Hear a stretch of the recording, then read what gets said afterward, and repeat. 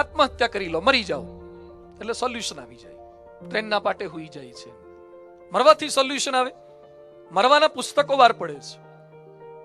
એક પુસ્તક બહાર પડ્યું છે, how to suicide easily.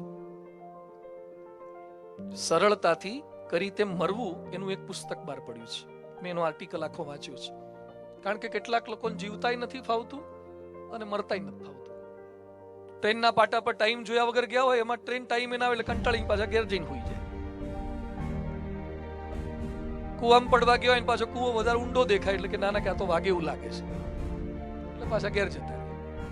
5-10 માળના building પરથી ઉપરથી હેઠા પડે, નીચે જોયા વગર, એમાં નીચે વાળો જતો એ નંખાઈ જાય, ફ્રેક્ચરમાં આવી જાય અને પોતે બચી જાય. વજન જોયા વગર, પંખાની કંપની જોયા વગર પંખે લટકે, એમાં પાંખિયા વળી જાય વજન જાજુ હોય તો, અથવા દોયડું તૂટી જાય. તો કે ભગવાનની ઈચ્છા નથી લાગતી. ઈચ્છા તો ઘણી છે, પણ તું હારા કંપની હારી સિલેક્ટ નથી કરતો. મરતા આવડતું નથી. એટલે એક સરસ બુક બહાર પડી છે, હાઉ ટુ સુસાઇડ ઇઝીલી. 100 ઉપાય છે મરવાના, સરસ 100 ઉપાય છે. એમાં એક સરસ જબ્બો બહાર પડ્યો, સદરો. ઉદાહરણ પહેરે ને સદરો, હાફ સ્લીવ્સ નો સદરો. થોડીક વાર તમે પહેરો ને અને 2-3 મિનિટ થાય ત્યાં તો તમે મરી જાઓ.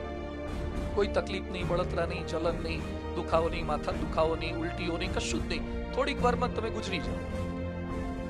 એક વાર મેં સભામાં પ્રસંગ કીધો તો એક ભાઈ સભા પછી મને બહાર ગાડી સુધી મળવા આવ્યા. મને કે પેલો મળે કે બાપજી?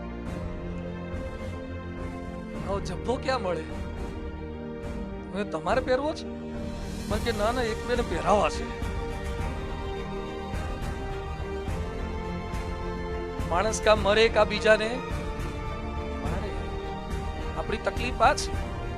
દુઃખ પડે એટલે મરી જાઓ. મરી જાઓ એટલે કઈ સોલ્યુશન આવી જવાના છે? મરવાથી કોઈ સોલ્યુશન નથી. ક્યારેય વિચાર ન કરો. ભગવાન સ્વામિનારાયણ શિક્ષાપત્રીમાં લખ્યું છે, આત્મઘાતસ્તુ ન કર્તવ્યમ.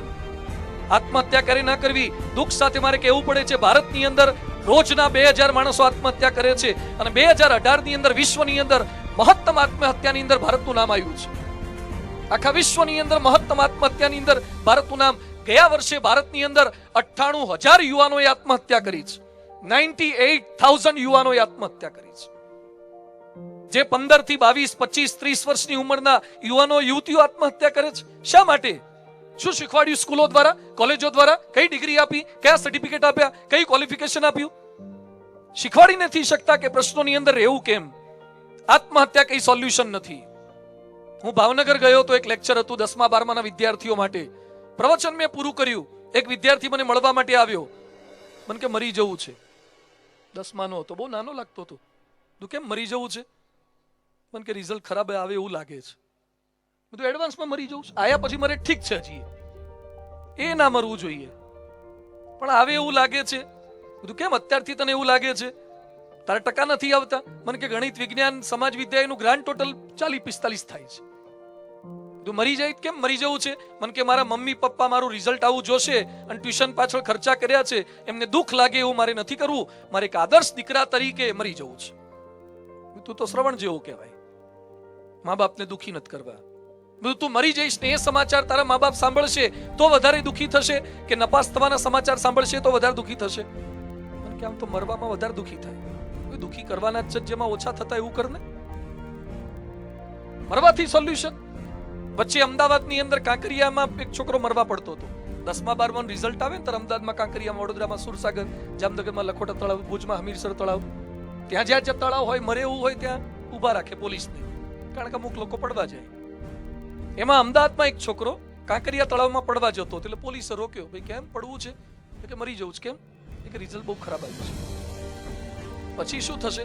કે મરીને પછી સારું ભણીને રિઝલ્ટ લાઈન બતાવશું. ખરો ક્રાંતિકારી કહેવાય. મરી જઈશું સારું રિઝલ્ટ લાવશું. એટલે પોલીસ બુદ્ધિશાળી હતો. પોલીસ કે તું મરી જઈશ તો નવો જન્મ આવે, સીધો નીટમાં જીમાં આવીશ, તું 12થમાં આવીશ, એ ગ્રુપમાં બી ગ્રુપમાં આવી જઈશ. ના કે પેલો ડાયપરમાં આવીશ, બાળોતિયામાં આવીશ, પેલો તો કિન્ડર ગાર્ડનમાં, નર્સરીમાં, જુનિયર પ્લે હાઉસમાં એમાં આવીશ. તો પોલીસ કે દરેક ધોરણની એક પરીક્ષા તો થાય. નાના કે એમ તો 3 થાય, ટ્યુશનની જુદી થાય. કે તું 12 વર્ષ સુધી 40-45 પરીક્ષા આપીશ, તારે માંડ 12માં આવીશ અને એ વખતે પાછો એનસીઆરટી કરતા નવો સિલેબસ આવ્યો હશે તો પાસ નહીં થાય. એના કરતા ડોબા ઓક્ટોબરમાં આપીને પાસ થઈ જાય. મરી જવું છે, પછી આમ કરવું છે, તેમ કરવું છે. અહીંયા બેઠેલા બધાને મારી વિનંતી છે, ગમે તેવા દુઃખ પડે, પ્રશ્ન આવે, કદાચ આપણાથી આર્થિક રીતે પણ મોટી ભૂલ થઈ જાય, કદાચ આપણાથી ચારિત્રની કોઈ ભૂલ થઈ જાય, છતાં પણ નેવર ટ્રાય ટુ સુસાઇડ. ક્યારે મરવાનો વિચાર ન કરો. ભગવાનને પણ પસંદ નથી. ભગવાને આપણને પૃથ્વી પર જીવવા માટે મોકલ્યા છે, સારું જીવવા માટે મોકલ્યા છે. દુનિયાના દરેક તાળાની ચાવી હોય છે, એમ દુનિયાના દરેક પ્રશ્નનો જવાબ હોય છે. તાળું બને ત્યારે ચાવી બની જ જતી હોય છે, તમને વાપરતા ફાવી જોઈએ. એમ પ્રશ્ન જ્યારે બને છે એ જ સમયે એનું સમાધાન મનની અંદર હોય છે. તો પ્રશ્ન એની વચ્ચે મરી જવું, કોઈને મારી નાખવા, એ કોઈ સોલ્યુશન નથી. જે તમને નડે છે મારી નાખવા, પતાવી દેવા, એ કઈ સોલ્યુશન છે?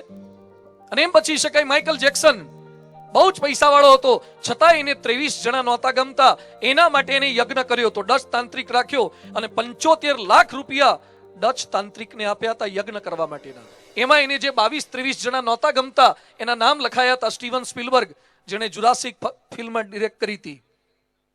આવા 23 જણાને મારી નાખવા માટે માઇકલ જેક્સને 75 લાખ રૂપિયાનો ખર્ચો કર્યો હતો. તમારા પ્રશ્નના સોલ્યુશન બીજાને મારી નાખો, સોપારી આપી નાખો, અને કોઈને મારશો એટલે ભગવાન યાદ નહીં રાખે. યાદ રાખજો, હાઈકોર્ટ સુપ્રીમ કોર્ટમાંથી છટકી શકાશે, એમાં બહુ નથી છટકાતું. શરૂઆતમાં એમ લાગે કે ગાય ઘાસ ખાય તો દૂધ આપે, અહીંયા તો સીધી અમુકને તો ઘાસ ખાતા પછી રબડીઓ જ નીકળતી હતી, પણ રબડી દેખાડી પછી તો જેલમાં જવું પડ્યું. તકલીફ થાય છે, પાછી થોડાક સમય પછી તકલીફ થાય છે. એ બધાની વચ્ચે પ્રશ્નના સોલ્યુશન શું છે નહીં યાદ આવે, ભગવાન યાદ નહીં રાખે. મહાભારતમાં સરસ ઉલ્લેખ આવે છે, ધૃતરાષ્ટ્રના 100 દીકરા મરી ગયા, 100 દીકરા મૃત્યુ પામ્યા. એટલે ધૃતરાષ્ટ્રે કૃષ્ણ ભગવાનને પ્રશ્ન પૂછ્યો કે મારી શું એવી ભૂલ, મારા શું એવા પાપ, પાંડવના 5માંથી એકેય ન મર્યા અને મારા 100 દીકરા કેમ મરી ગયા? એ સમયે કૃષ્ણ ભગવાન શું કહે છે, આ જન્મે તો તારી ભૂલ છે, પણ આજથી 50 જન્મ પહેલા તું પારધી હતો, આજથી 50 જન્મ પહેલા તું પારધી હતો. અને એમાં તે એક ઝાડ ઉપર ઝાડ નાખી, નીચેથી અગ્નિ પ્રજ્વલિત કર્યો, એમાં મોટા પક્ષી ઉડી ગયા, જે બખોલમાં માળામાં નાના નાના બચ્ચા હતા એ હલવાઈ ગયા, ભરાઈ ગયા, એ બફાઈ ગયા. એ બચ્ચાની સંખ્યા 100 હતી. એના પાપે કરીને આજે 50 જન્મ પછી તારા 100 દીકરા મળ્યા છે. યાદ રાખજો, ભગવાનના કમ્પ્યુટરમાં ક્યારેય વાયરસ આવતા નથી, એમાં કોઈ હેકર્સનું ચાલતું નથી, એમાં કોઈ કરપ્શન ચાલતા નથી. જે કઈ ભૂલ કરી હશે, કબીરજી લખે છે, ચીટી કે ભાવ में झांझर बजता है वो भी मेरो साहिब सुनता है. ચીટી એટલે કીડી કેવડી હોય, પાલનપુરમાં કદાચ આવડી આવતી છે.